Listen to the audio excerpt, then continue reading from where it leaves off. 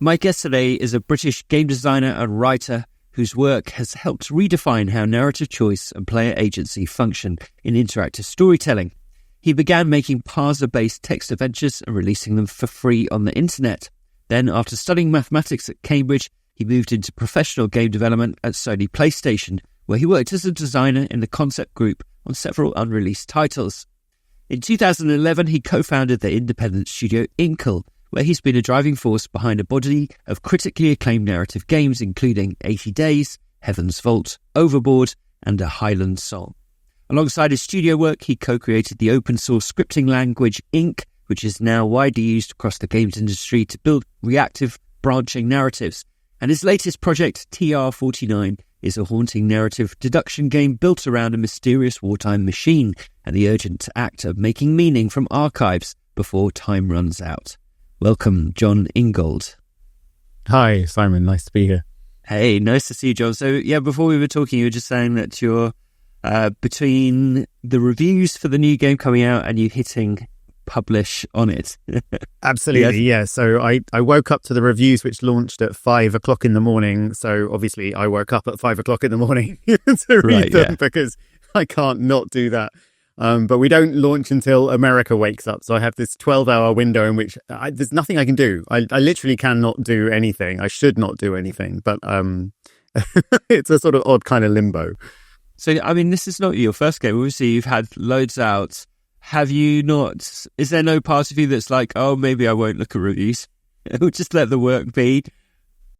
Do you know what? Weirdly, I've been really nervous about this one. Like, I don't think I was this nervous about Expelled, which was our most recent one, or any of the ones before it for a while. And I don't really know why that is, like whether it's particularly personal to me or it's a bit different than our previous ones. So I don't know how it's going to land, or maybe I, on some level, think it's quite good and I'm excited to see if people agree. I really don't know, but I feel like I ought to be an old hand at this. Like, a launch is not a big deal. We know what to do, but like, no, I'm chewing the walls, actually. So it's there. Yeah.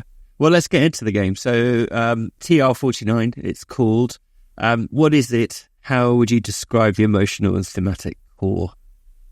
So one of the weird things about working at Inkle is we don't have any publishers.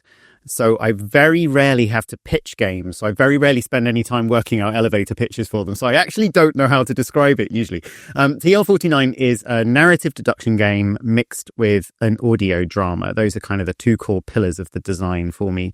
Thematically, tonally, there's a computer that was built during World War II to solve codes, has been left running for the last 60, 70 years, and it's eaten more and more information and deduced and understood more and more secrets to the point where it's starting to change how things in the real world work. You are some kind of archivist who's gone down to try and understand what this machine is doing, how it works, and if possible, stop it before it's too late. That's a very high level view, and the specifics are a little bit different, but the way that you do it is you kind of navigate through this machine's archive and the books and the journals and the letters that have been fed into it over the years and the commentary about those books by the archivists themselves, and try to make sense of it, and that's it. So on the one hand, it's very simple. The interface is very simple. The way you interact with it, very simple. And on the other hand, it's kind of enormous. The amount of world building and kind of plotting behind it could fill a novel very easily. Like it. But that kind of speaks to the design, I think. Like, yeah, and the information that's contained in the archives, it's various different authors, papers, novels. That, stretch from the late 19th century all the way through the 20th century. So there's a huge amount, as you say, of world and characters to get to know and understand and unpick. Yeah, and I think one thing that I did during the writing process was just try to make everything as kind of chewy and sinewy as possible. So everything connects with everything. And if there was any details in there that felt spurious, I was like, okay, how can I work this back and make this even sort of soupier and thicker? So it ended up quite tangled, really, which is, appropriate to the theme, I think. Yeah, I loved it. I sat down to play for, what I thought, I'll give this, a 20 minutes I've got to play this, and then 2.5 hours later I'm still there with my notebook, and so it completely grabbed me. I have spent in my own career a lot of time in archives. In fact, I was in the National Archives just last week going through old papers and doing some of the things that you do in the game, which is trying to piece together who the names are and how they relate to other names and all of that. Is this based on any experience that you've had yourself of doing this sort of work for real?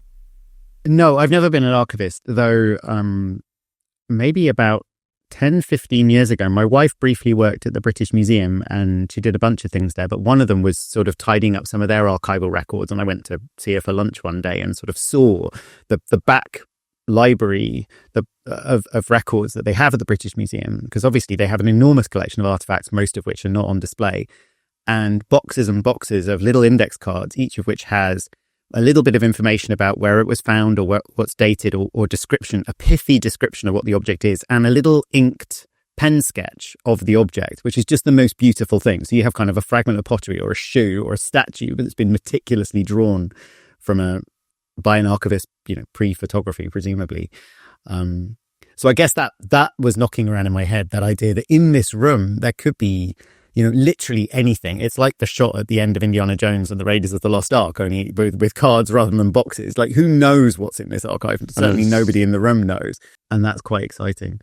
But I think the bigger reference point for me is my dad's an academic. So whenever I go to my parents' house, he just has this rooms and rooms of books. My parents' house is just stuffed with books absolutely everywhere, and you can just find all sorts just navigating around those shelves. So I kind of grew up in a library in some senses. Right, yeah.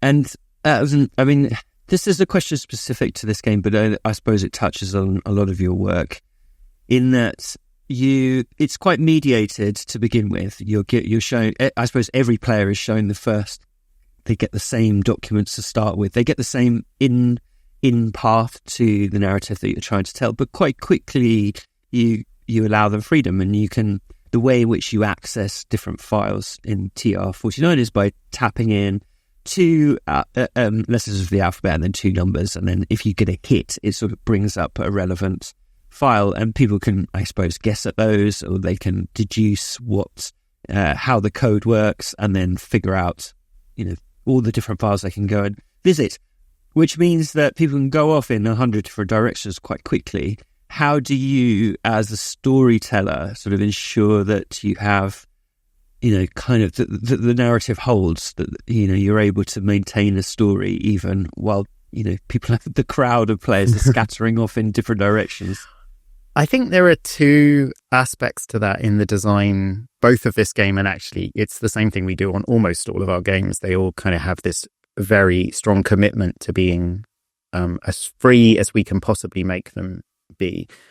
And I think the first thing is, I don't try to control the experience of the story that the player has really at all, but what I try to do is make sure that the world that you're exploring and the way that it reacts is extremely consistent with itself. So if you wander off in any given direction, the things you find will make sense and connect to each other, because everything in that world makes sense and connects to each other.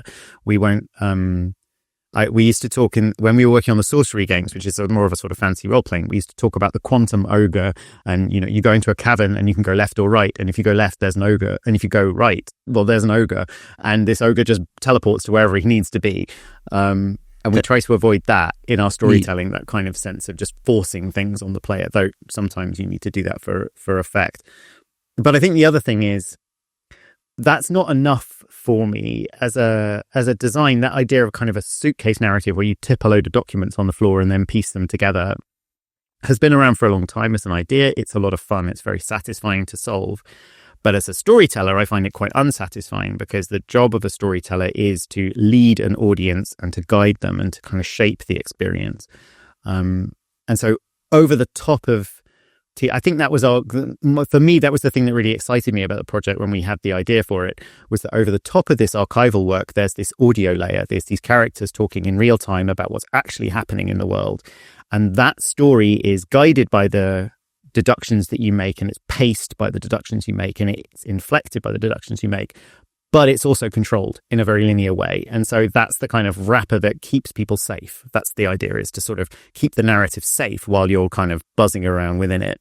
And if you look at most of our games, they all have that kind of that overarching structure. So whether it's 80 days, you've got the timing of the whole journey, which provides it some structure, or Overboard, the length of the day provides it some structure, so that freedom is used as a kind of generator into this narrative layer that sits above it, which hopefully comes out as just being a good story well told. And I think that's always what we're aiming for, is kind of the player is like the marble buzzing around inside the maze, but the maze exists above it. If that makes any sense. It's quite a strange description, but yeah. No, it's so clever. And that idea where it works so well, because you're obviously playing the role of someone who's exploring through an archive, and you've got no experience of this machine, and so you're figuring it out at the same time as your character. And then, as I say, you can go off in whatever way you want, but then you've got the radio play happening, in your ear basically, and you can tap a button to make the dialogue occur, but it's sort of there, and it's a little irritating in the sense that you're very sort of absorbed in the work that you're doing, and there's something else happening in your ear that's trying to pull you away from it, and you're like, hang on, I'm just about to solve something. It's very clever, and it works extremely well. And like you say, I suppose as a storyteller, it enables you to have a very tightly controlled story overlaying one that's much more diffuse. Is that when did that part of the design come to you? It was, so it was interesting, actually. I originally built the core kind of archival mechanic as a tech exercise. We have this scripting language called Ink that we use to write all of our games, and I was just thinking, well, how would you build a game that worked with a kind of code entry like that? How would you structure it purely as a programming problem? So I built that thing because I was interested in it, and I thought, I'll put some data in this so I can see how it would play. So I wrote the first few articles that appear in the game, actually, just as a sort of test case of this.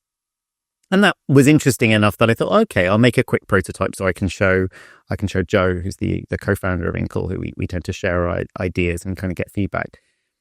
And playing through that very early prototype, which was just some clickable boxes on a very bad web page, the thought that landed with me was, okay, firstly, how do I motivate a player to do this job at all? How do I set up the experience? And then the counterpoint of that, how do I end it? Like, when you have a deduction game, there's quite a lot of examples of them now, and I feel like they often have a problem at the ending, because you tidy up the last pieces and then you go, I'm done. But the shape of the jigsaw, you've been able to see it for a long time by the time you fill in the last few pieces. So the last few pieces, that you get your dopamine hit, but you don't get a final revelation when the thing is complete. And I started thinking about that specific problem of why do deduction games, why is the ending sometimes underwhelming? And some of them are much better than others, and some of them do things to make it work. But I was thinking just in the abstract, what's the core abstract problem with it? And that got me thinking about Agatha Christie. And the thing about Agatha Christie is she has her murder mysteries. She's famous for her mysteries, but she always has some young lovers who need this murder to be solved, or someone innocent who's been charged. There's always a present day stake as to why the case matters. And it was that gave me the idea. I thought, what the problem, what we need something happening now, not something happening in the past that I'm deducing in detectiving, but something that's happening now, contingent on what I discover. And so that got me thinking, well, what could that be, and how do we deliver that? And from there, the idea of, okay, we've got this audio thread that's now, and it's present, and it's live, and it's real, and this deductive thread, which is more kind of standard and looks more like a deduction game. And we can have those two things in parallel. And I think and that got me really excited about that, because I thought, okay, I can see how to structure this now. I can see how to make this work. And also the classic problem of, how do I throw what the player has done in the deduction layer back up into the audio layer in a way that keeps it moving? That's just an interesting narrative design problem. It's an interesting writing problem. And then I was excited about the project. And then I was like, okay, right, we have to do this. This is good. So yeah, it really came from thinking about Christie and mystery writing from the 30s, actually. All roads lead back to Agatha Christie, I guess. Brilliant. All right, Jon. Well, we better come to the premise of the podcast. So I've asked you to pick the 5 video games you'd like to put on your ideal fictional games machine. Very excited to talk about your 5 games, perhaps unsurprisingly, considering the kind of work that you do. We're going back to 1987 for your first one, and an Infocom game. Tell us, what's the game and why do you love it? The game is Plundered Hearts, which was published by Infocom and written by Amy Briggs.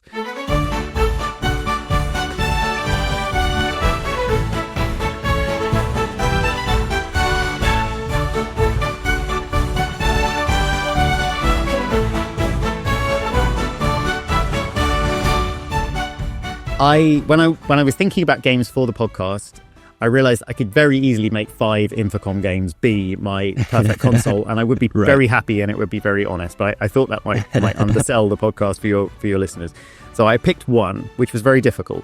But the one that I picked is it's from 1987. It's a game about being a pirate. It doesn't start with you as a pirate. You start as someone who's, I think you're like a young woman. I think she's been kidnapped or captured or something aboard this pirate ship. And you're in the middle of a sea battle, and you end up becoming the pirate captain and taking over the governor's mansion and dressing up and having sword fights and doing all sorts of things. And it's a text-based parser game, which kind of came from the idea of sort of mazes and objects and puzzles and adventure games and this kind of use the key on the door type stuff.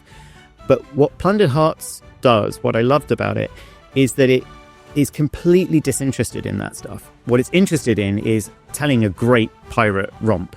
It's an adventure story. And the fact that you're playing that adventure by picking up the treasure chest and then hiding behind the door and then bashing someone on the head when they come in so you can escape just is glorious. It's a glorious use of that kind of very small objects being moved around interface to make sure that everything you're doing fits into this wider sort of piratical adventure story. And that, I played it when I was very young. And I just found it hugely inspiring, this kind of idea that the machine and me were telling a story together. We were doing it in a way that the machine could cope with. That's why we were using these weird verbs that you use in a text adventure. But the author had figured out a way to make everything that I did exciting and vibrant. And it felt like an Errol Flynn movie. And I just thought that was incredible.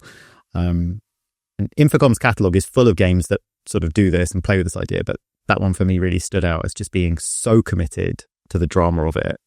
Loved it. Oh, amazing. Okay, yeah. I need to... It's Amy Briggs, you said, was the writer. Yeah. Is she still working in games, or...?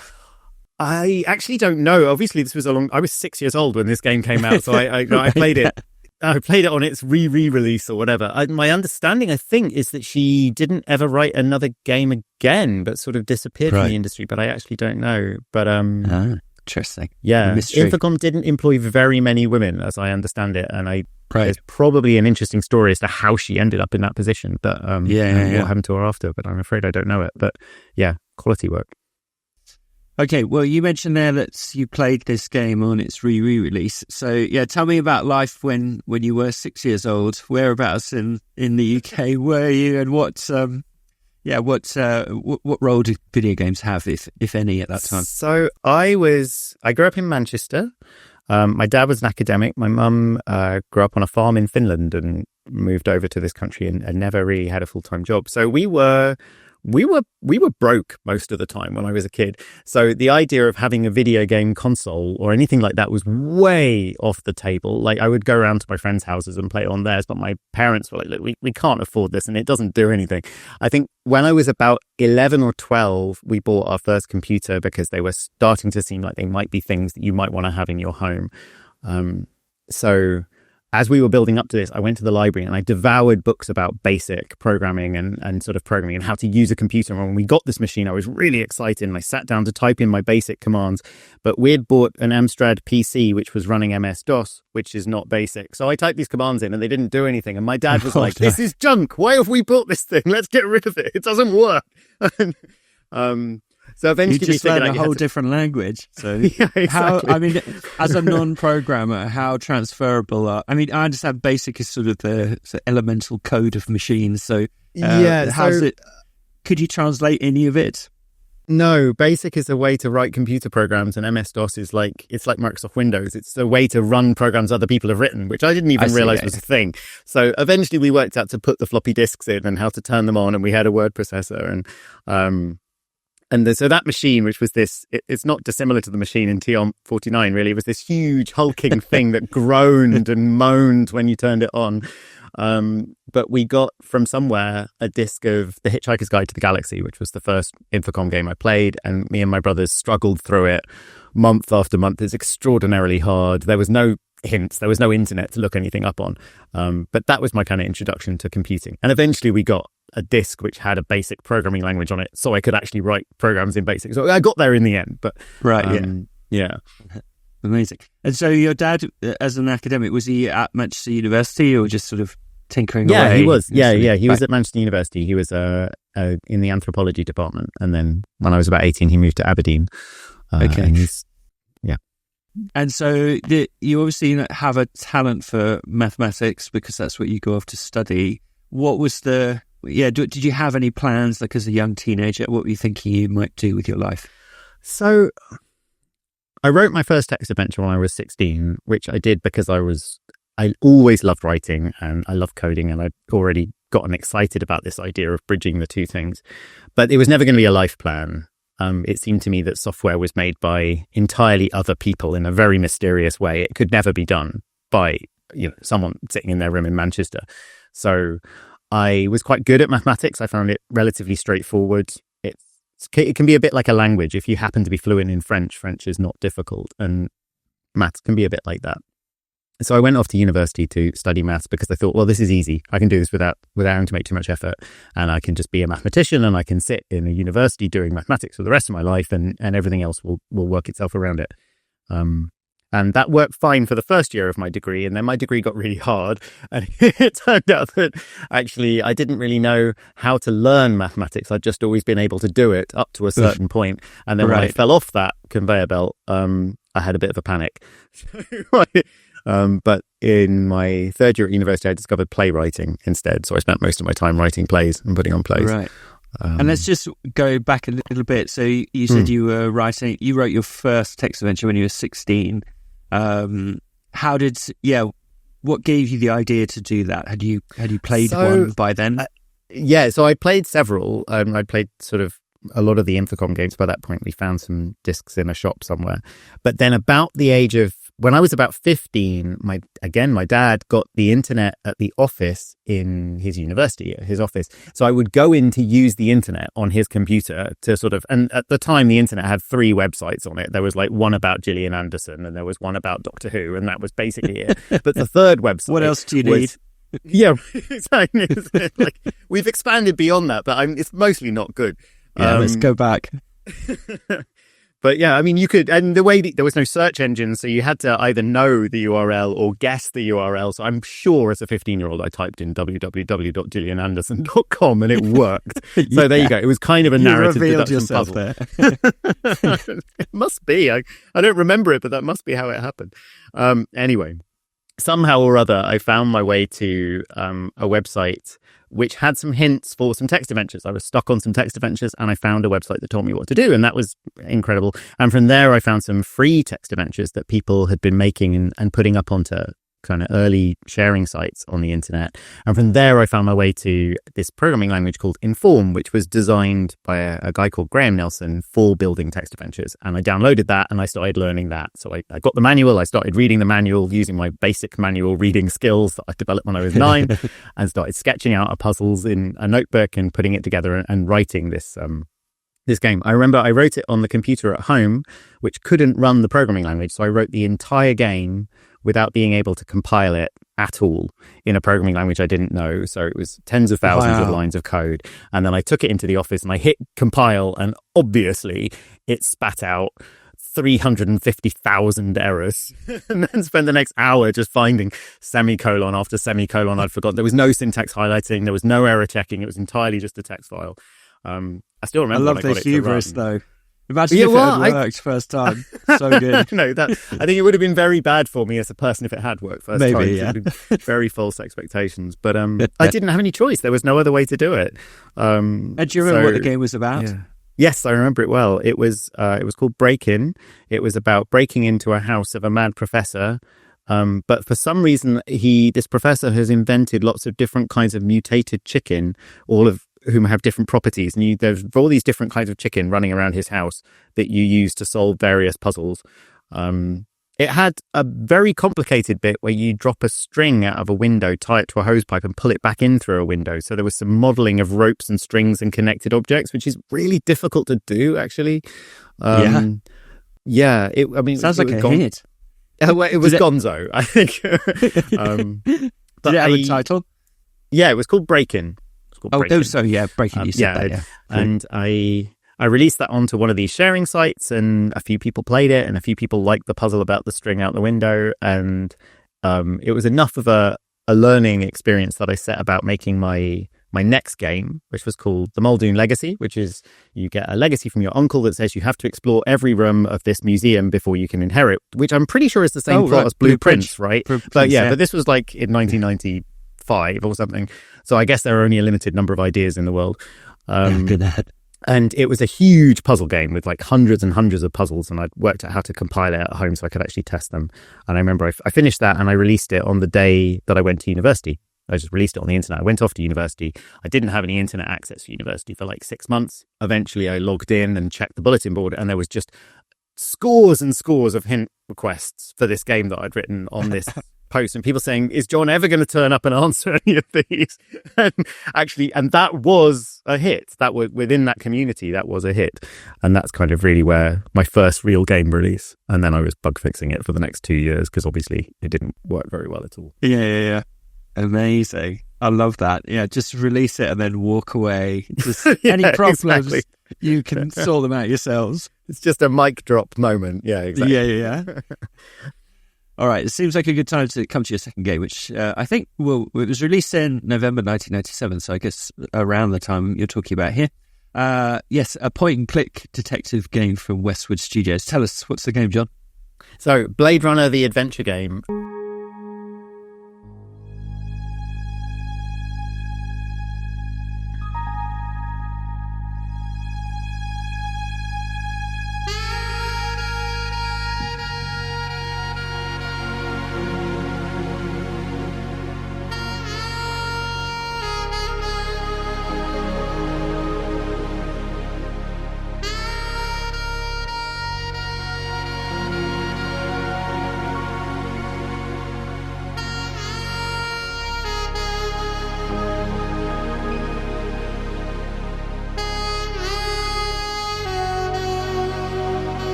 There were a lot of point-and-click adventures that I played during the kind of the 90s, mostly at my friend Rob's house because I still couldn't run them on my computer. So we played Monkey Island, we played Discworld. But Blade Runner really stuck with me because partly the style of it, the kind of aesthetics of it are incredible. It's a beautiful, beautiful game. But it was so wildly ambitious in what it was trying to do that the general structure of a point-and-click adventure is that there's a vending machine in front of you, and you press the correct combination of buttons on the vending machine, and it gives you a thing which lets you push buttons on the next vending machine. It's very much a static world waiting for you to push things, and that's fine. Blade Runner said, well, what if we made it a fully living, breathing world in which characters move around and there are rival Blade Runners doing things, and the story is different every time, and what order you do things in will change the story in ways that you can't recognize. And it's often unplayable, and there are whole alternative endings that are locked out behind a QuickTime event that's not telegraphed at the beginning, which no one could possibly have found by chance.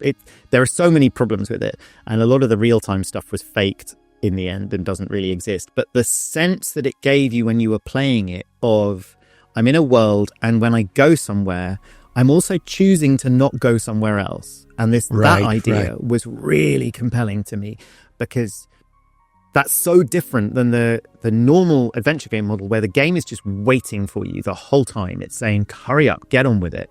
And when you don't know what to do, you feel like you're wasting your time. And Blade Runner wanted to make this world where time was a meaningful part of the experience in an attempt to try and generate something that felt like a film, that had pace and felt like a film. And I think that idea of thinking about pacing in a game was really exciting to me, because games don't normally think about pacing at all. Like, we just let the player drive it, and if the player is slow, the game is slow, and that's how that works. And I don't think Blade Runner solved it, and I'm not sure I've really played very much that ever has, but it's just a fascinating thing to try and do. How do you get a player who doesn't know what they're doing to be an active participant in a scene with momentum? I just think that's the most interesting problem in narrative design, and I still do. Yeah.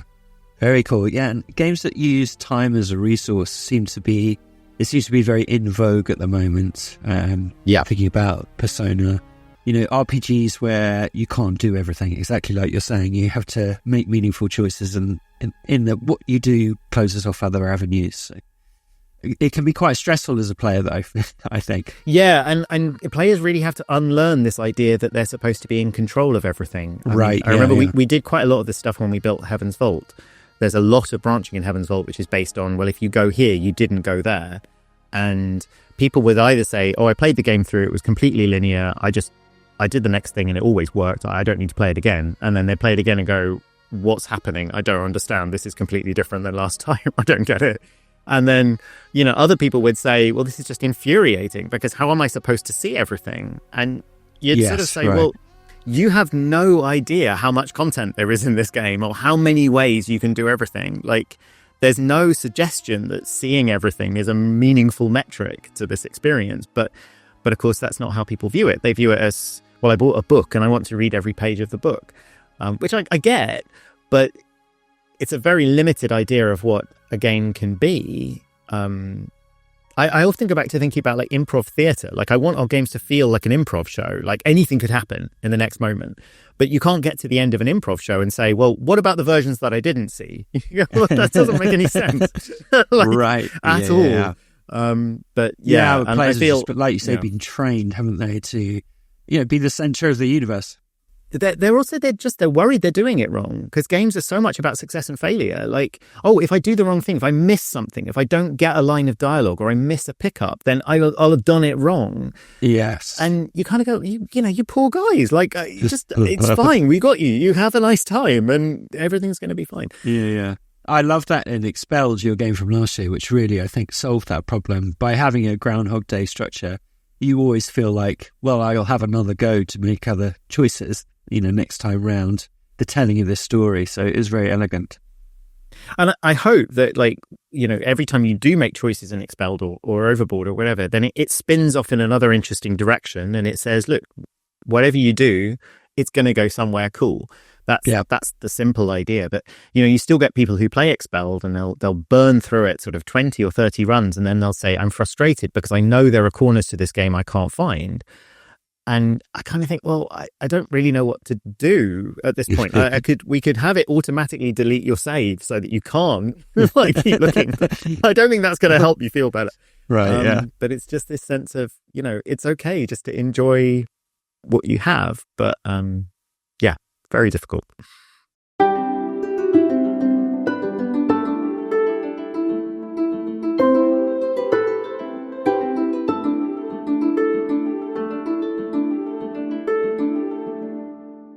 Very good. All right, let's come back to your story then, Jon. So we left you in your third year of studying maths at Cambridge and struggling a bit with the course.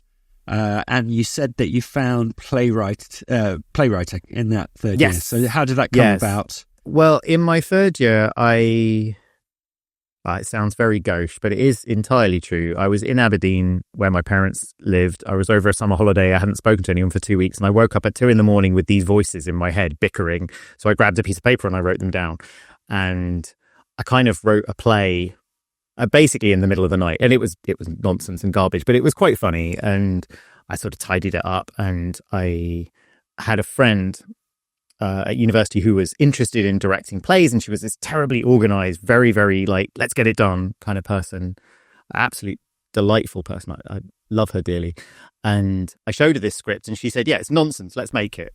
And so we got some actors and we put this play on and we had a whale of a time, and it was very, very fun. And I remember sitting in the back of the auditorium on the third night, and the actors were acting away and the audience were leaning forward because they were just in the moment. I mean, it was a dopey play. It was mostly puns, and that was just so electric. I love what actors do. I love the way that they gather people together, and I got really interested in that. Now, trying to make a career as a playwright is extremely difficult, and I've always felt like I wasn't good enough at it. Like I didn't feel like I was ready to go it alone on that. But kind of, it gave me that sense that maybe I just was more interested in writing than anything else, actually. So I left university. I got a job as a maths teacher in a private school in North London, which was hard work, but it was really good for me as a person because it made me get out and talk to people and stand in front of a room and deal with children and their lippiness, and that was all good. That was great. But in the summer holidays, I was writing and writing and writing. So I wrote radio plays and I wrote novels and I wrote short stories, and nobody would publish or make anything that I made. But, you know, I carried on doing it. Do you have one of those that you were really hoping would work? Because they're all kind of different, paths, aren't they? You need different kinds of agents and all that. Yeah, absolutely. Well, I always had this sense that the industry was too complicated to navigate, but the one thing that I could do was just be really good. I had this sense that if I was really good, then it would work. So if I just wrote a novel that was really good, then all the agency and the publishing stuff would just happen. I'm not sure that's actually true, but that was how that seemed to be the only way I could solve it in my head as to like, how do I make this happen? I'll just be good. The closest I ever got was a radio play that got to Radio 4 and almost got commissioned and then didn't. Which was an okay radio play, actually. But the funny thing is, a lot of those things that I was trying, very little of it's been wasted. Radio play writing is a lot like the writing in TR49, and the novel writing that I did then has fed into the novels of Heaven's Vault that we've written in the last few years, and so on and so on. That I think just trying so many different styles of writing was really just about discovering all the things that writing can do and all the different ways that it paces and the different ways that it works. And I had this full-time job with summer holidays, which was great for just having the time really to just explore this stuff and not need to succeed at it. It was very frustrating at the time because I felt like I would work really hard on something and then it would fizzle out. But looking back on it, they weren't necessarily very good. Yeah, and I can't recommend my novel that I wrote when I was 24. It's not that great, but it was pretty important for me to get through it, I think. Yeah. And then it seems like a long step from there to joining Sony PlayStation. So how did that transition happen? So I'd still been writing text adventures in the background, a couple of those kind of independently being played on the internet, and a friend of mine who was working at Frontier said, when are you going to give up this maths teaching and go into the games industry? And I said, the games industry doesn't want me. I don't have any relevant skills. I can't code. And he said, yeah, you'd be surprised. So a friend of a friend got me the phone number of the head of Sony PlayStation. And I kind of just, I really don't want to recommend this to young people as a strategy for getting to the industry. But I basically phoned him up every 2 weeks and said, have you got any work for me? And eventually they brought me in for a week of work experience, which is not a thing in the games industry. So I did a week writing dialogues for a concept game that they never made. And I suppose they must have liked me, or somebody there must have liked me. Because then sort of 6 months later, when I phoned them up again, they said, oh yeah, actually we've got a job for someone to do. It wasn't called narrative design, but it was effectively narrative design. They were making a story game. They needed a designer who could think about story. They thought I might be the person for it. I remember I went to an interview that lasted an entire day. I was there at 9 o'clock. We broke for lunch. We came back. And I think it was because there were two people in the room. And one of them thought I was pretty good and interesting and could do it. And the other one thought I was just some idiot who knew nothing about anything. And they were kind of having this real, what are we doing? discussion about me. But yeah, I'm also very aware that it is incredible. And I think I would never have been able to do it if I hadn't have looked like the kind of people that they hired. Like I was a young white guy. I spoke in an articulate way. Like I had a Cambridge degree. Like I think all of those things just made people give me the time of day. And I'm very aware of that because it was a ridiculous path to get in. And in the end, I think I proved to be a good investment for them, I think. But, they couldn't possibly have known that at the time. Right. Yeah. Yeah, I mean, I suppose all of that's obviously true, but also there's something to be said for tenacity, isn't there? And keep knocking on the door until, I mean, obviously you've got to have some goods to offer, but if you've got those, then it does help to just keep showing up, keep making that phone call, I suppose, and going, have you got anything this week? I think the one thing that I did right in my kind of 20s when I was finding my way in was that I was always getting better and I was always learning. I often turned up to these kind of interviews or these phone calls and said, oh, I've been writing independent text games. I absolutely know how narrative works. And then they would tell me something and I would go, oh, I hadn't thought of that. Oh, yeah. Okay, I see. And then I would come back slightly better than last time. So I think that was that capacity to learn, I think, was ultimately the thing that they thought, oh, yeah, okay, this guy doesn't know what he's talking about, but we have a feeling he might do in 6 months' time. And yes. We now, in running Inkle, we hire the occasional freelancers. We've employed people and over the years. And we quite often, we find people that we just go, oh, that feels like an Inklish sort of person. And what we generally mean by that is either it's someone who's really, really good, or it's just someone who just picks things up and keeps picking, and you just think, well, this person gives this person enough time and enough space and they will fly. And I think it's that you see that sort of spark in people, and that's really exciting when you see it. So I think that's what happened, was that the creative director at Sony saw that in me. I hope so. Yeah. But yeah, no, absolutely. And that's lovely, isn't it? Where when you've benefited from people giving you the benefit of the doubt or seeing something in you, then you being able to do that for other young people. That's lovely. That was one of the things that I was really excited about with setting up Inkle, was I wanted to make a space for people, for talented people to do good work, because no one had ever hired me, or except for this one example, and no one had ever published any of the things I wrote. So, okay, let's make a space that does that for other people, because they're definitely out there. And we've done that a bit, but we haven't done it nearly as much as I want to. And it's one of the things that makes me crossest about the kind of state of the industry at the moment and the general state of trying to survive as an indie studio is I'm not interested in trying to survive. I'm also not interested in having $1 million hit thing on Steam. What I am interested in is being stable enough that we can employ that junior writer that I met at Adventure X, who I think is really smart, or that artist that I saw over here, or that sound designer, or these actors. Right. I want to employ these people because they're really, really good and they just need a chance. But we can't do that when we're sort of not sure if the next game is even going to break even. And that's infuriating. That's infuriating. But yeah.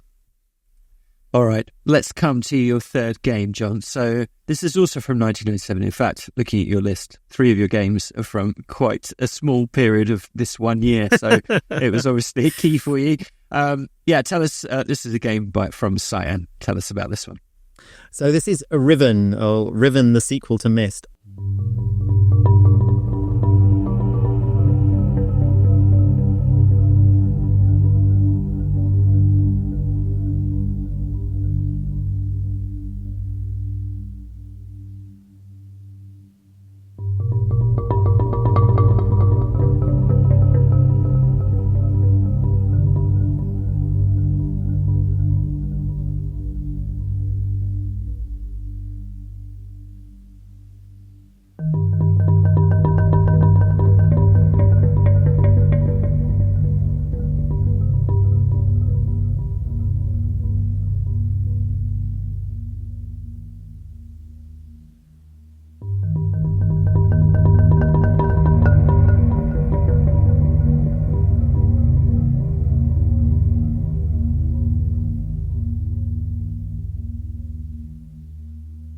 I never played Myst. It was a little bit before my time, but my elder brother said, "Oh, you've got to try this thing, Riven, but you've got to play it with headphones." And so it was a beautifully rendered 3D world. It was kind of stunningly high res for the time, and the soundscape was incredible as well. So you could.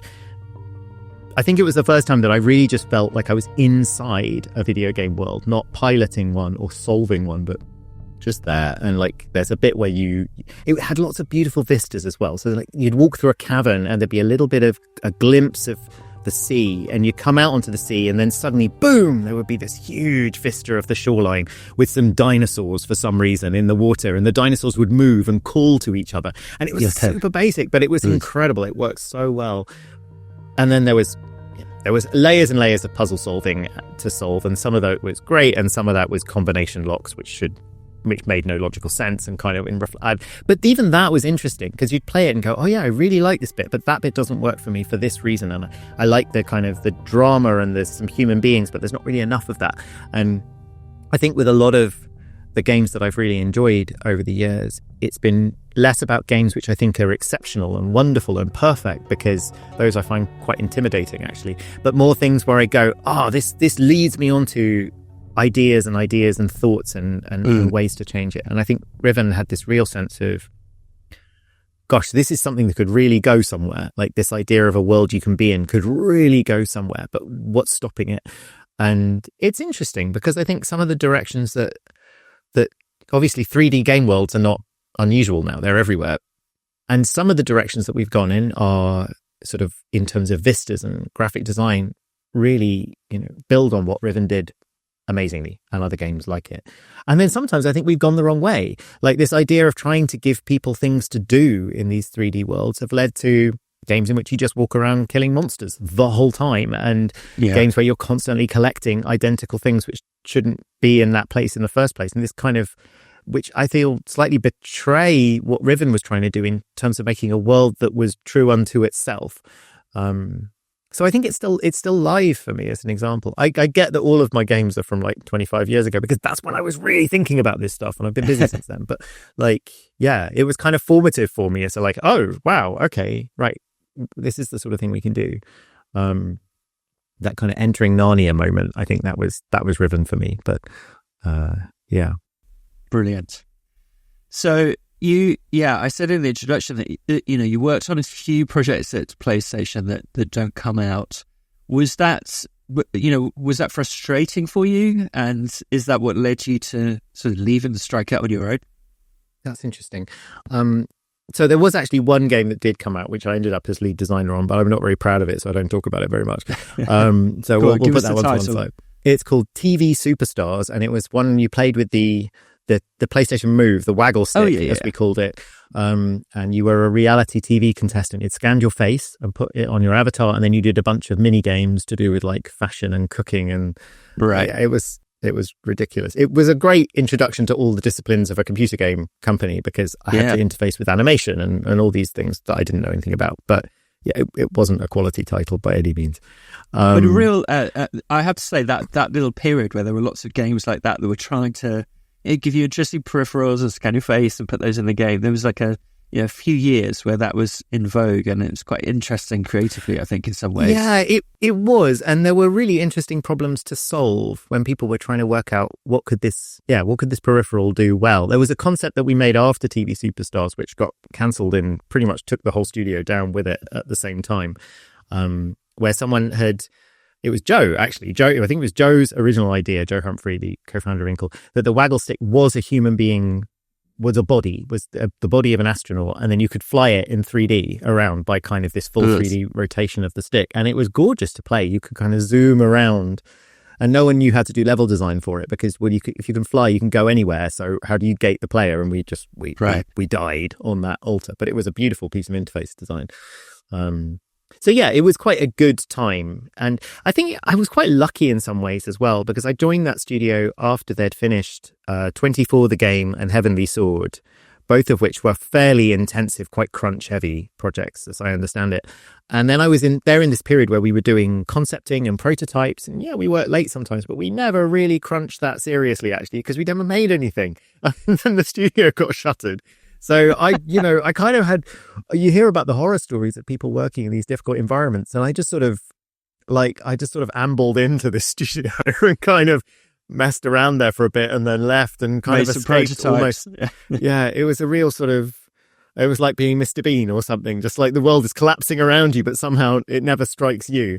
Right. Yeah, exactly. But it was good. But I think the real motivation for leaving it was partly the sense that in the industry they tend to put you in a box and say, this is what you do and now you're going to do that. So I ended up as a designer because I'm quite good at technical and systems and stuff, but I actually wanted to write, but that's not what I was doing.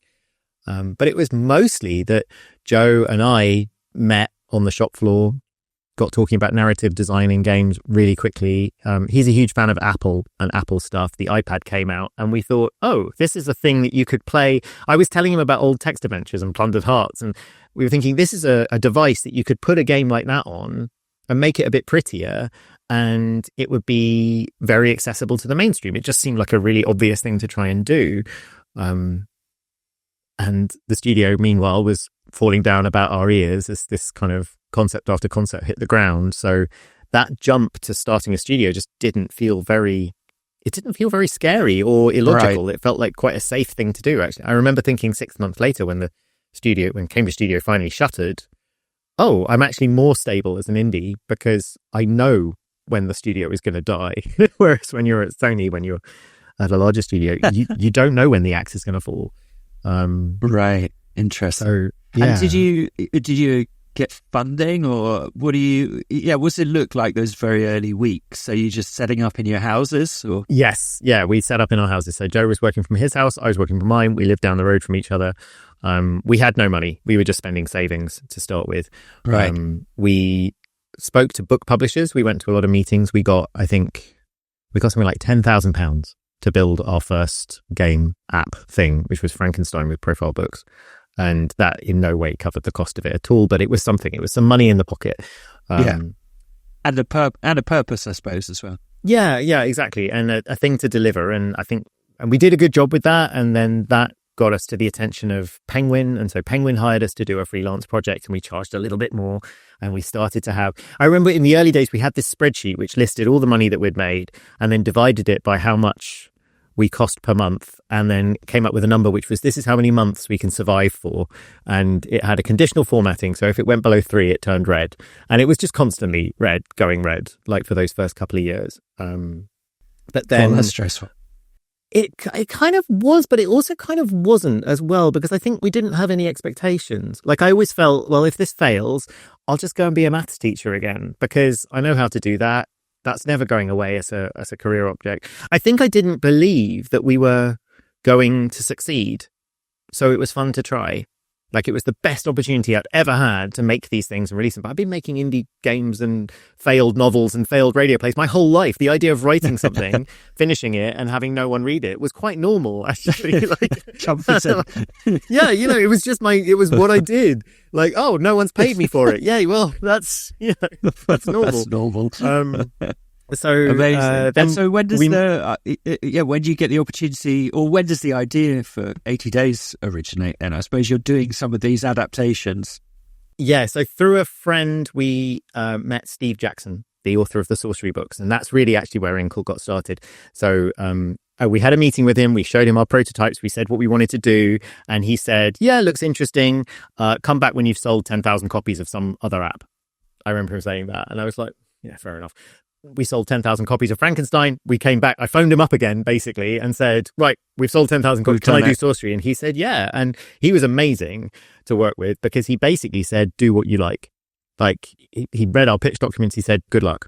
Okay? He just wasn't that bothered. And so we just adapted it very freely and kind of introduced, and Joe did beautiful visual work, and I enjoyed myself getting stuck into writing and kind of deconstructing these game books that it was based on into much more responsive kind of text, using all the things we'd learned from Frankenstein and from the text adventures. And the first Sorcery game came out on mobile and did really well. Kotaku picked it up and told people about it, and it actually sold. And we had this little moment of thinking, oh, okay, we stand a chance now. So we set off to make Sorcery 2, which actually didn't do that well. It's earned out now, but when it came out, it kind of fizzled. But at the same time, we'd also been thinking about Frankenstein and why that hadn't quite worked as a game, and what book could you adapt? And the idea of 80 Days Around the World appeared at that point. I have a diary from that period. I only wrote a diary for 1 year, and it's this 1 year that starts with, coincidentally, thinking of the idea of 80 days and ends with us releasing 80 days. And like, it's a real, after that we had children, and then I didn't have any time to write diaries anymore. It's this real time capsule of this thing ticking around in the background that starts to look more and more like it's going to be significant. But we thought of it as a background project. What was it about that particular novel, the story, that you thought had potential as a video game? So we had learned from Sorcery that the problem with branching narrative is that people don't like to believe that it's branching. They just believe that it's linear and all the choices are fake. So we put a map into Sorcery which says, look, if you're in this location, you definitely didn't go to that location. It makes the branching very obvious. People get that immediately, and then they feel like they're exploring a space and their choices have weight. And you don't need to do any other work. You don't need to say Clementine will remember that because it's obvious. we found that was incredibly effective and also pretty. So we were thinking about games with we were thinking about books with a map-based focus. And that's it. That's the whole core of the idea. Like, oh, there'd be a globe. Globes are cool. Spinning a globe on an iPad would be cool. And then you go across the globe. And then if you go to Luxembourg, you haven't gone to Spain. And that's completely obvious. And the score is in the title. So, the goal of the game is right there in the title. You don't need to explain anything to anyone about it. It's completely obvious how it works. So I think the thing that's remarkable about it is we never made another one like it, because we just never found another novel that worked even half as well. We originally were going, we'll do 2000 Leagues Under the Sea, we'll do Journey to the Center of the Earth, but actually neither of them work. Right. So yeah, it's just kind of like a game design waiting to be exploited. Then I suppose the template of the novel. Yeah, exactly. And when you read the novel, it's a romp, it's fine. It's not one of Verne's best by any means. And it just feels like, oh yeah, this is a great idea. This is a great setup that one could definitely execute better. And it really lends itself to a game. Right. And the more of it, yeah.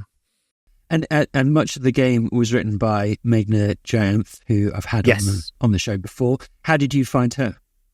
So we met her at a BAFTA networking meetup. She was just this very bubbly, very enthusiastic, vivacious person who had played one of my text adventures. So we got talking about that. And a few years later, I worked with her on a freelance gig. Someone else had found her and hired her. So we worked together and we just sort of got along quite well.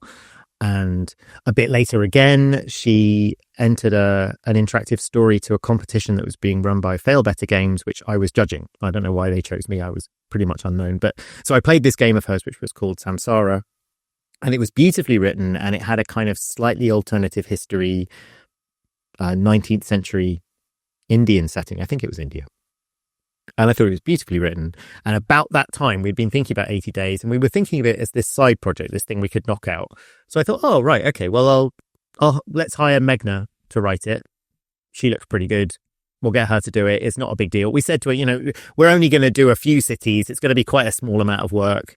And she hadn't, I think, had a sort of a serious professional gig at that point. So obviously great opportunity for her. And she was like, yeah, sure. And she started writing things. And they were just so good. They were just so good that I would get the text back from her. And Joe would be like, okay, are we nearly finished yet? And I'd be like, no. And actually, I think so originally Cities in 80 Days was supposed to have, a couple of sentences, and Meg would write these sort of, chapter length little adventures. And the more of them I read, the more I realized, actually, this is amazing. This is wonderful. So I did a lot of work kind of making sure the interactivity worked and kind of digging in and tearing her scripts apart to make them interactive and to make the sort of the beats flow with the player choices. Because she wasn't thinking about that on quite the same depth that I was thinking about that. But we ended up in this wonderful working relationship where she didn't really care what I did to her script and I would just sort of hack them about and then she would write something else and then she'd review it at some point. And if I'd missed the point, occasionally I just missed the point and she'd go, no, you've done that all wrong. And then I'd fix it. And we had this very yes and process where we were just after a while the game got so big I started writing content wholesale as well, but it was kind of like writing fan fiction in her universe, so it was fairly straightforward to do. But we were just filling it and filling it and filling it and filling it, and like we had a spreadsheet of all the cities and journeys we needed to do and all the ideas we hadn't used yet, like, oh, it's a con woman, oh, it's a this, it's a that, it's a buried treasure, it's a pirate adventure, and like we'd go, oh, I know where to put that one, so we'd cross it off and write it and put it in, and it was gloriously fun. And she did really looking back on it, given that I had no idea how good a writer she was going to prove to be, she did an extraordinary job on the kind of the tone and the setting and just things like the language. Like it feels oldie worldy, but it's incredibly smooth and easy to read. Phenomenally good writing. So I think it was just one of those magic projects. Huge as well, several 100,000 words, isn't it? Yes, it ended up 750,000 words in the end. Blimey, that's a lot. It is enormous. Yeah. I remember there was a point of advice when she was saying, well, how do we choose what to write? And I said, look, it's interactive, just write everything. Like if you think of something, put it in somewhere, someone will find it. And we did actually in the end write everything. All right, John, we better come to your fourth game. So this is also from 1997 and by also by a former guest on the show. Tell us about this. What's the game and why do you love it? So this is The Last Express, which I'm always talking about and continues to be my favourite game of all time. I think it's a masterpiece.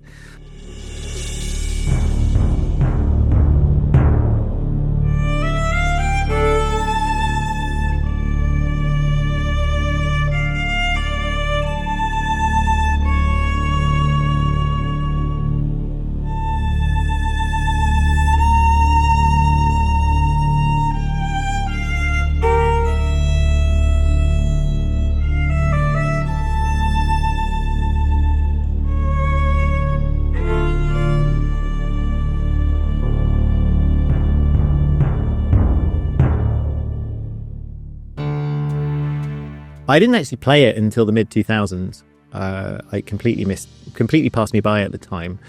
But it's set aboard the Orient Express on the night before the outbreak of World War I, and it runs entirely in real time. So other guests on the train are moving around, doing things, having conversations. They don't really care whether you're in the room with them or not.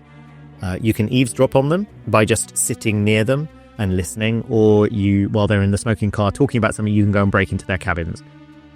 And it does two things which I thought were miraculous. And the first is it's this simulation in which the player is not the focus, but they're working. Instead, you work inside the simulation to get what you want.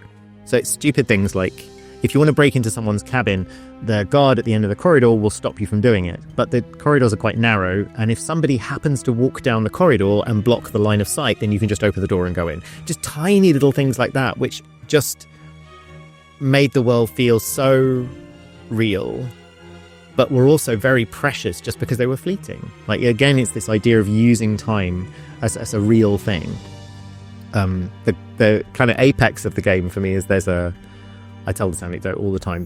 There's a violin concert given by one of the passengers to the other passengers on the train, and it's 20 minutes long, and you can sit and watch this animated rotoscoped violin concert of someone playing a concerto and watching the other characters and seeing how they react to it and how they're feeling as they listen. And you can just do that for 20 minutes. You shouldn't. You should use that time to go and break into all their cabins. But I love that they built this entire violin concerto that you're supposed to not watch. Like, it's such a glorious... it's so gloriously focused away from this idea of winning and losing and succeeding and failing and puzzles and all that stuff into just making a world that's cool to be in. And there's lots of elements of the puzzle design that don't work, but then the production itself is a miracle, so I will forgive it anything. The other thing about it is the writing is just superb. It's delicate and fragile and human and honest and multilingual as it happens. And again, especially around that time when the best games writing was still very much... I think the year that I played it was the year that Uncharted 2 came out, and that was one of the best written games I'd ever seen. It was bombastic and fun and funny, but it was very much in that Hollywood vibe. It was very power-focused and player-focused, and I love that game dearly. But then you have The Last Express, which has just these delicate, gentle ideas, but with this really meaningful backdrop of World War I, and it was just intelligent. It was just really intelligent, and I hadn't played a game of that kind of with that much intelligence behind it for forever, really. Like, the Infocom games often tried that, but I don't think they ever really hit that height because they just weren't quite confident about the player knowing what to do. And The Last Express doesn't really care whether you know what to do or not. But it's beautiful anyway. And I just thought it was wonderful, and I still do. And like that combination of the writing just being really considered the whole time and refusing to drop that. While still being a kind of rollicking adventure story, but that's fine. You can be those two things at the same time. And this wonderful 3D environment and just the genius of the setting. It's so compact and the time. I think it's just a wonderful, wonderful thing. And when you're trying to recommend it to people to play, they often just get confused by the interface, or they can't get past the first scene and all this sort of stuff. And you kind of think, well, yeah, okay, the actual game is broken in many ways. Computer software usually is, but that's not important. What the game wants to be is just astonishing. And I still think you see it reflected in some games, especially recently, actually. Like our Overboard was very much a Last Express done cheaply.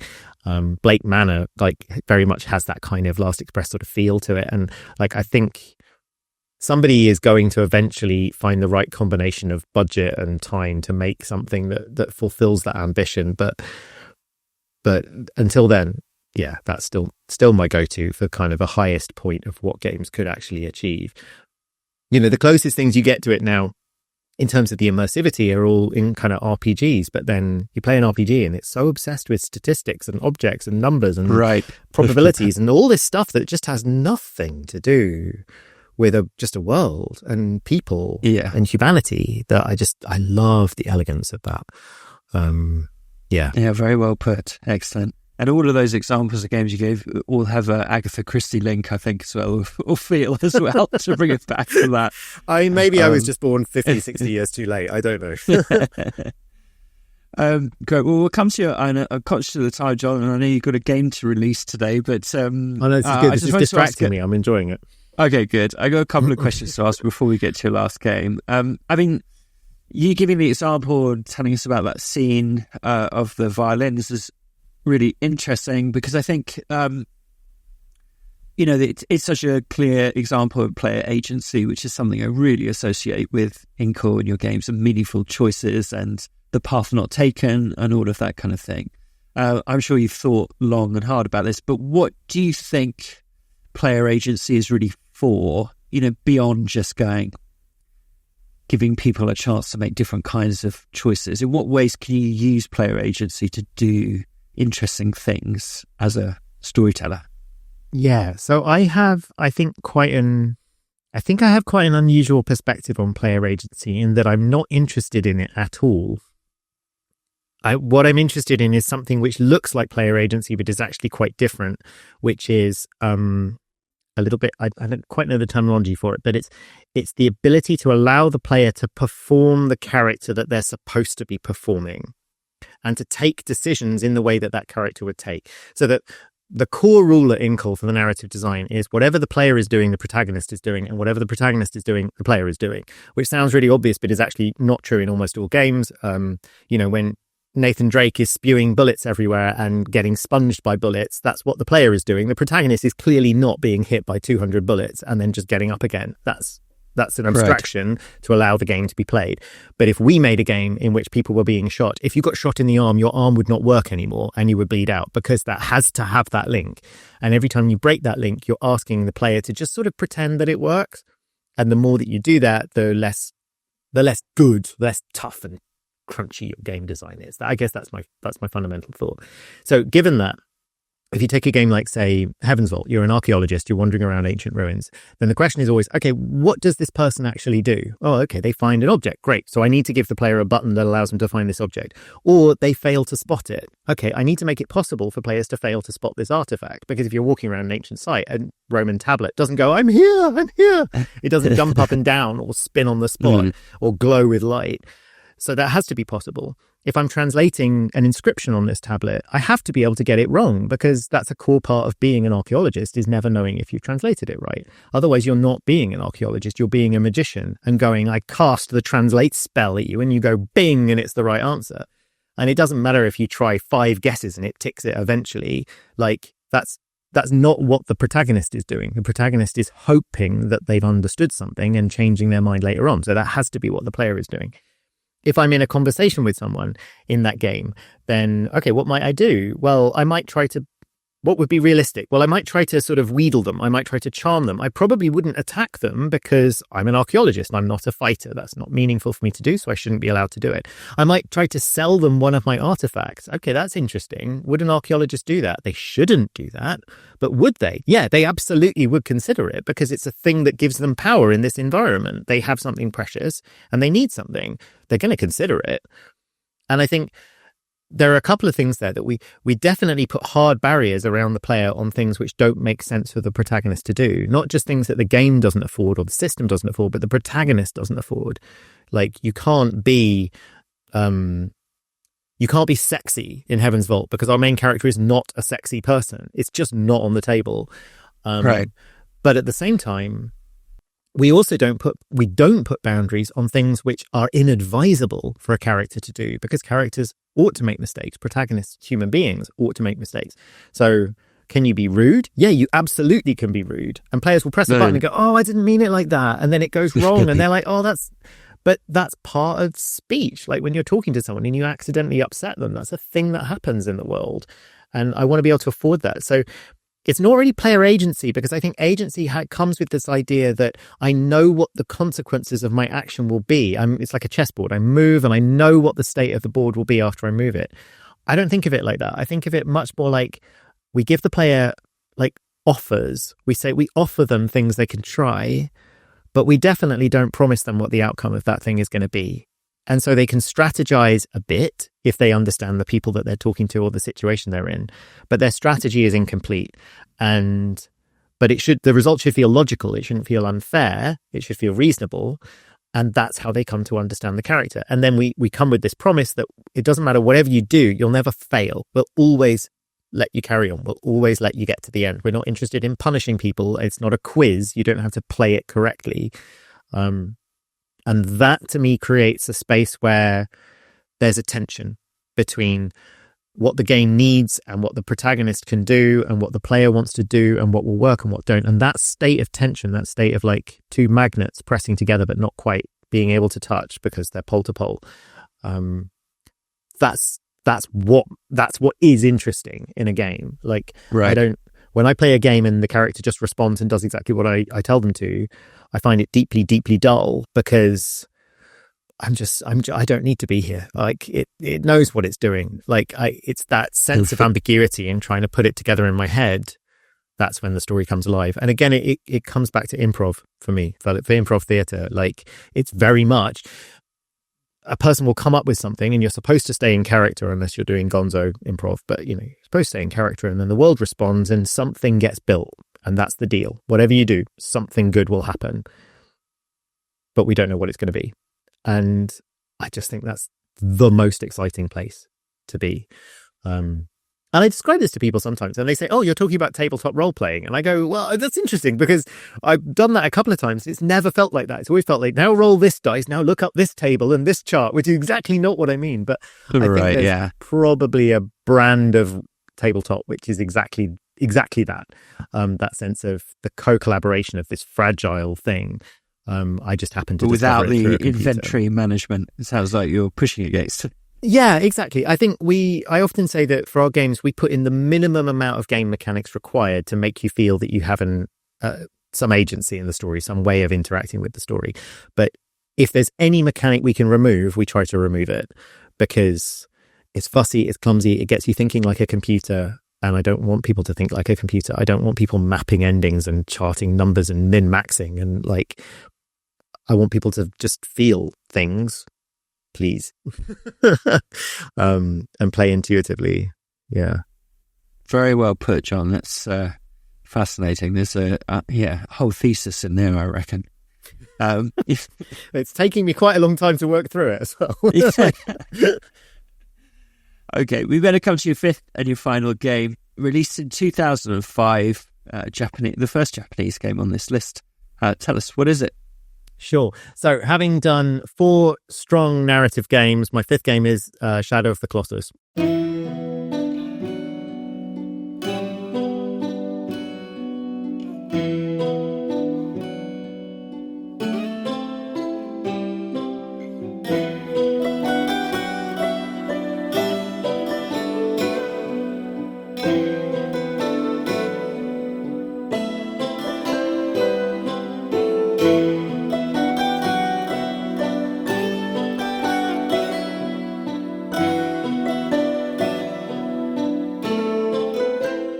Which I would pin as not a narrative game. I'm not sure that the narrative in the game is very strong, but what an extraordinary piece of work Shadow of the Colossus was. Like, I remember the first time I played it on a PlayStation 2. This is a machine that can barely fry an egg, and like, it's this vast, mysterious open world. I remember the horse. Like, there are horses in games quite commonly now, but they basically work like motorbikes.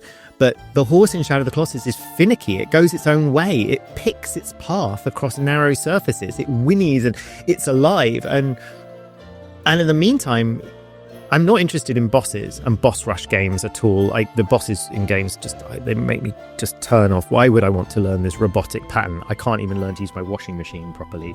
But the final boss of your household. Yeah, right. Although, you know, when you go to a friend's house and their oven is one of those modern ones with symbols and no words, and you're just like, well, you press a random combination and it goes beep and then explodes. Yeah. What? But the bosses in Shadow of the Colossus aren't like that, right? What you're trying to do is always obvious. There's a thing and you hit it with your sword. But the way they move is integral and fluid and organic, and you're swinging around on the wings of birds and the legs of these towering creatures on a PlayStation 2. And all just feels completely like it's completely the opposite of the boss that's been designed to learn a pattern and execute a format. Like, it's an organic thing. You have that sense that if I found a different way up this creature, then that would be fine too. Like, there may or may not be one. Who knows? It doesn't matter. It's just about sweeping you up into it.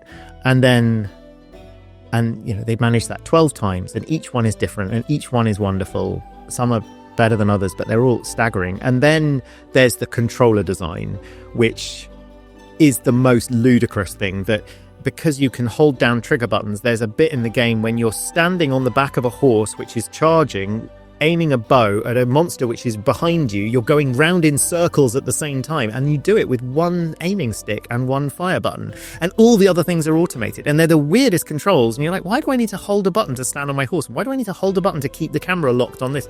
But then you realize it's for this one scene, where if you weren't doing those things, you would either be out of control and it would be a quick time event and it wouldn't feel the same, because if I let go of any button, I fall off my horse and everything goes wrong. So I'm definitely not one doing it.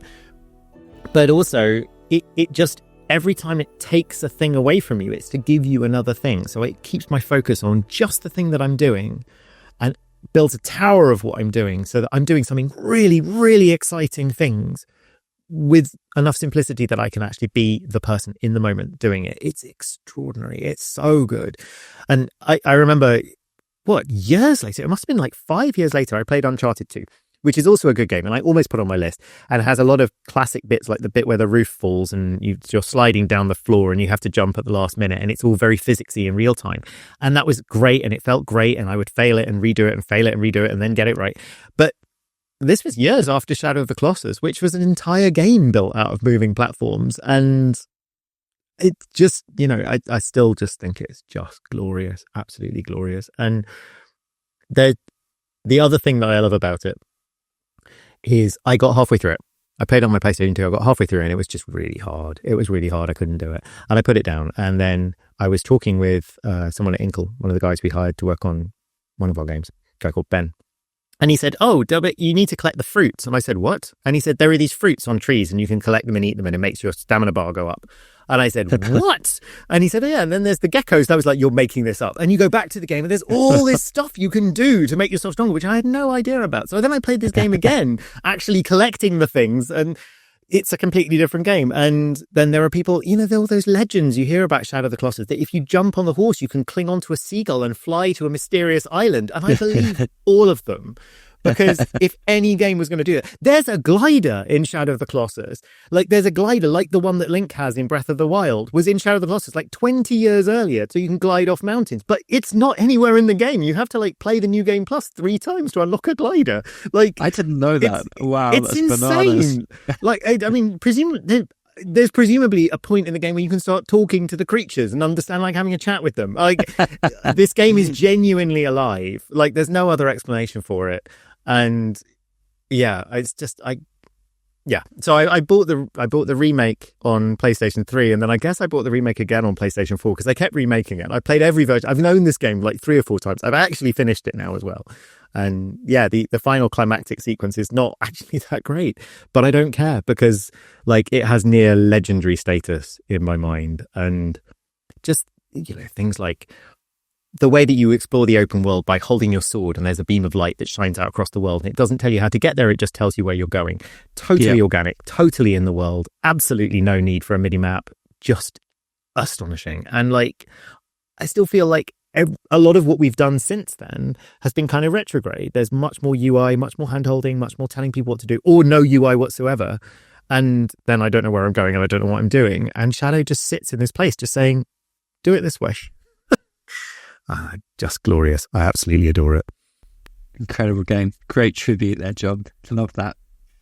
Okay, let's go through your console. We've got Plundered Hearts, Blade Runner the Adventure Game, Riven, the sequel to Myst, The Last Express, and Shadow of the Colossus. Very fine console indeed.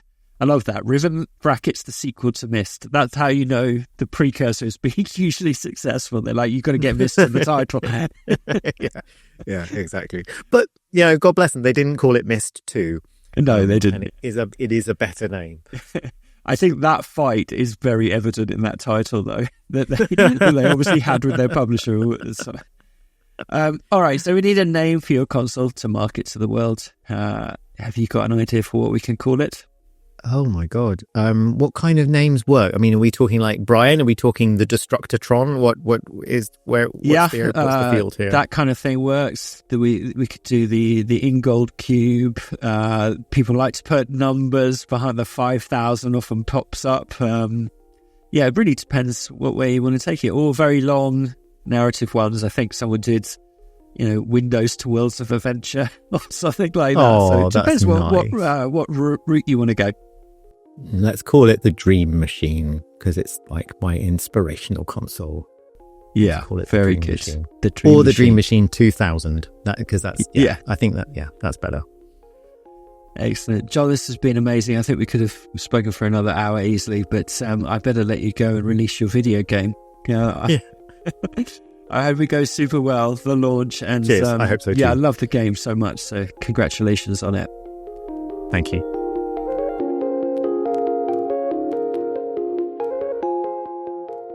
Thank you so much to my guest, Jon Ingold, co-founder of Inkle, and most recently the director and game designer and writer of TR49. It's really a tremendous video game. I loved it so much. I sat down, as I said in that chat, to play it, for 20 minutes, and 2 hours later had filled up half a notebook and was just having a wonderful time. Completely engrossing, does all of the things that Inkle games do so well. If you listen to my Game of the Year episode that I did with Glenn around Christmas time, one of my favourite games of last year was Expelled as well. So I'm a big fan of Inkle, of the work they do. I think really sort of in this area of experimental storytelling, interactive storytelling, they are almost untouchable. Fail Better is another UK studio that I think does really good work in this area. But yes, TR49 is just a majestic game. And you should go back and play all of the games in Inkle's back catalogue, I think. TR49 is available right now on PC and on, I think, iOS platforms, so on iPad and iPhone as well. It's designed, I think, we didn't mention this, but it was specifically designed, I think, for the Steam Deck, because the way in which you interact with the machine is sort of very well attuned to the Steam Deck controls. So perhaps it will come to Switch at some point as well. I played it on PC using a mouse and keyboard, and it was absolutely perfectly fine playing it that way. So yeah, whatever way you want to engage with the game, I encourage you to do so. I loved hearing Jon's picks. Plundered Hearts, I asked if Amy Briggs, the designer of that Infocom game from 1987, was still around. Done a bit of digging. Plundered Hearts was definitely the main game that Amy wrote and made, and these days she is, I believe, a therapist, a psychotherapist, working still in the city where she grew up, as far as I understand. I've tried to become friends with her on LinkedIn, and if I could do that, then I will try to invite her onto the show because I'd love to hear her story. Those sort of Infocom days are fascinating. They do come up quite a lot on My Perfect Console when I have someone who's very involved in interactive fiction and that sort of world, which of course Jon is. That'd be interesting. Blade Runner as well. I mean, if you are incidentally watching this episode, this is the first episode I've ever put out that also has video. Right now, that's just for Patreon supporters. So if you are interested in watching the videos of these, then I would say head to patreon.com/myperfectconsole. But at some point later this year, in 2026, they will also be going onto Spotify, I believe, because Acast, the platform that I use for distribution has got some sort of deal with Spotify. So I think that'll be happening later this year, and I might also at some point put them on YouTube because apparently that's what you have to do these days. But anyway, the point being, if you were watching this on video and you hadn't seen Blade Runner, the adventure game before, how good does that game look all these years later? What is it? 1997, so coming up for 30 years now. But I think it looks great. I never played it. It's got a great reputation.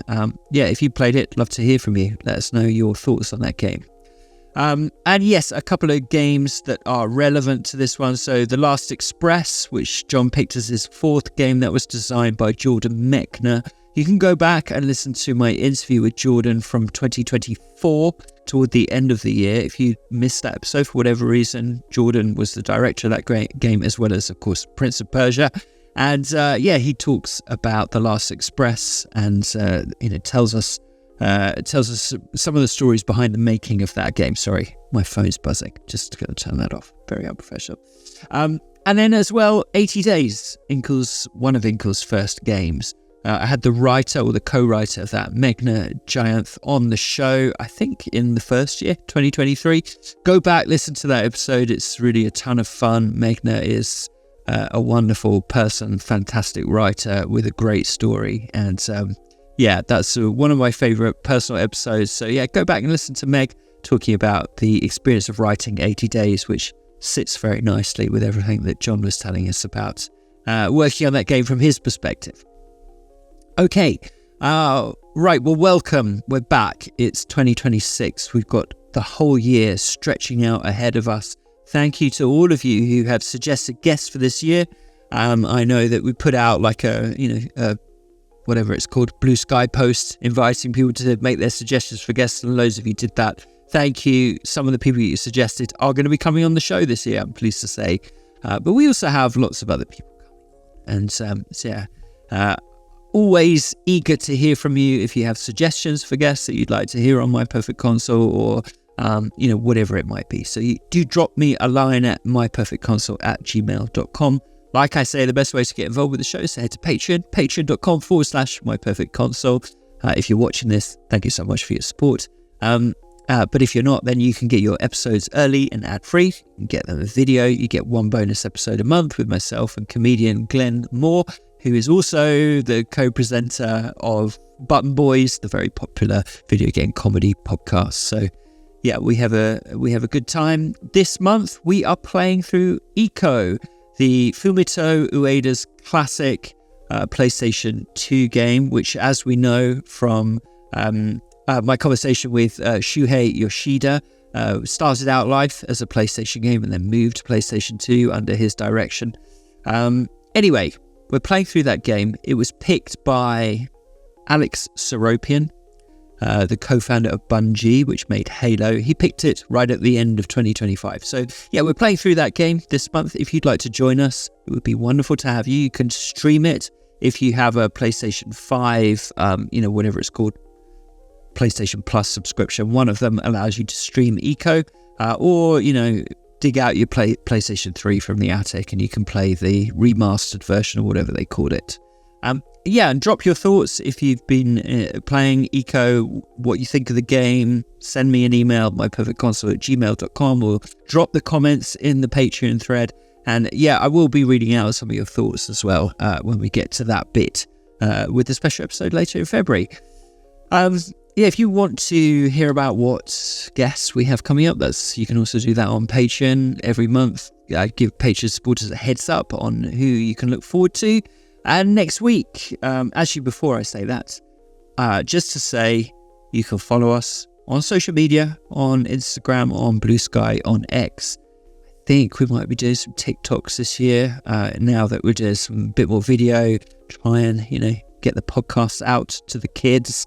Do follow along. A big thank you to Big Games Machine, which is the PR agency that very kindly helps with all of that kind of thing. So thank you, James and Tamsin, for all your help. Okay, next week, my guest is Dr. Elin Fostoy. I think that's her name. She is a very clever person who works in academia, but is also a game designer and made the games My Child Lebensborn, which some of you, I'm sure, will know is kind of a Tamagotchi game in which you look after one of the children who is born in the Lebensborn program. If you don't know what that is, then it's World War II related history, where there was a Nazi program to try and breed the super race by pairing up German soldiers with people who lived in Norway. And some of the children that were born of that program, obviously the program fails at the end of the war, but then there are a bunch of children that have been born through that, and many of them were ostracized in their schools, in their homes. And this is a game in which you nurture and care for a Lebensborn child and try to grow them up. And it's got sort of, Tamagotchi style mechanics, but of course with very serious historical subject matter. And the game was really a phenomenon. One of the most interesting video games made in recent years. And a sequel came out in the latter part of last year. I wrote about it for the Observer newspaper. It's well worth your time. It sort of continues the story, but with more generalized look at trauma. And Dr. Elin comes on the podcast and talks about the fascinating story of how on earth she came to lead the team designing this highly unusual and yet highly successul independent game. So please do join me again. Well, I'll be back next week with Dr. Elin and with her 5 games. And of course, with one more perfect console. Till then.